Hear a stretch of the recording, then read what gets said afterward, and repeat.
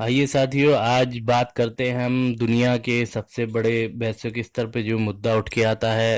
वो चीन से संबंधित है। साउथ चाइना सी का दक्षिणी चीन सागर विवाद। ये मुद्दा पिछले काफी समय से जो है उठ के आता रहा है।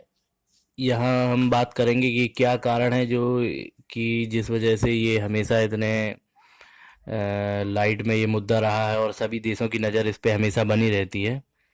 तो सबसे पहले बात करते हैं हम कि आखिर क्या पूरा मामला जानते हैं। दक्षिणी चीन महासागर विवाद का कारण जो है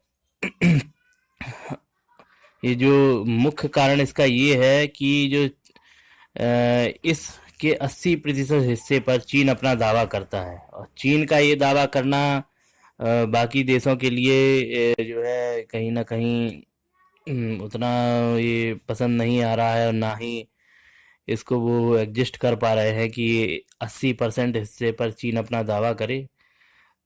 ये जो साउथ चीनिया चाइना सी का ये इलाका प्राकृतिक संसाधनों से भरपूर है, जिसकी अभी तक अनुमानित कीमत $5 ट्रिलियन के लगभग अभी तक इसका कैलकुलेशन जो हुआ है वो $5 ट्रिलियन की इकोनॉमी इतना के बराबर यहाँ पे जो प्राकृतिक संसाधन है उनकी इतनी वैल्यू है।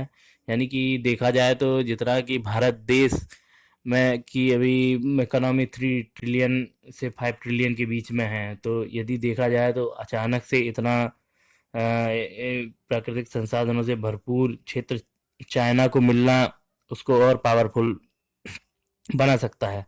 तो सभी देश चाहते हैं कि ऐसा ना हो, क्योंकि देखा जाए तो ये उसके एरिया के अंतर्गत आता नहीं है, लेकिन वो लगातार इस पे अपना दावा करता रहा है। और इसी समुद्री रास्ते से साउथ चीन चाइना सी से होते हुए हर वर्ष लगभग 335 लाख करोड़ रुपए का व्यापार भी होता है। क्योंकि इस हिस्से पर यदि चाइना का पूरा कब्जा हो जाता है तो वो इसमें भी व्यवधान डाल सकता है, खासतौर से इंडिया के लिए, क्योंकि इंडिया चाइना बॉर्डर लगी हुई है, समुद्री रास्ते भी लगे हुए हैं और यहीं से होके पूरे अंतर्राष्ट्रीय स्तर का व्यापार होता है। तो जो भी लगभग 335 लाख करोड़ रुपए का व्यापार हर साल होता है, तो उसको भी इफेक्ट कर सकता है चाइना।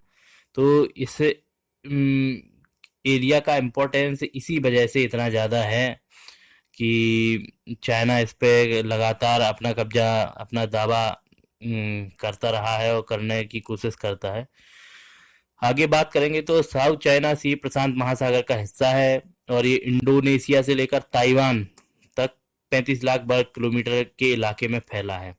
दुनिया भर के समुद्री रास्तों से गुजरने वाले व्यापारिक जहाजों में से 33% जहाज इसी रास्ते का इस्तेमाल करते हैं। चीन ये तर्क देता है कि साउथ चाइना सी में चीन शब्द का इस्तेमाल होता है, इसलिए इस इलाके पर उसका अधिकार है। चीन का ये तर्क ना सिर्फ बेतुका है बल्कि बचकाना भी है, क्योंकि इस तर्क के हिसाब से मैक्सिको की खाड़ी पर मैक्सिको का मालिकाना हक हो जाएगा। यदि बात करें जैसा वो तर्क देता रहा है तो इस हिसाब से एक तो ये तर्क संगत है ही नहीं भी, लेकिन चाइना के अपने तर्क हैं।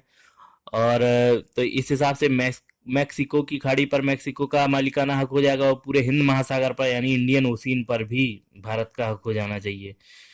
तो ये कहीं भी ये तर्क संगत बात नहीं है। उसके अलावा चीन साउथ चाइना सी पर जो दावा करता है उसका आधार 9 डैश लाइन भी है। एक्चुअली ये लाइन जो है 1947 में चीन ने अपने नक्शे में इसको शामिल किया था। और इन रेखाओं के आधार पर देखा जाए तो पूरा साउथ चाइना सी ही चीन की रेंज में आता है। पूरा साउथ चाइना सी चीन का हो जाएगा यदि इन रेखाओं के आधार पर यदि बात की जाए तो पूरा साउथ चाइना सी ही चीन की रेंज में आता है। लेकिन ये उसकी अपनी रेखाएं हैं, उसने खुद ही इनको बनाया हुआ है। ये इसके अलावा साउथ चाइना सी पर मलेशिया, ताइवान, फिलीपींस, वियतनाम और ब्रुनई भी अपना हक जताते रहते हैं।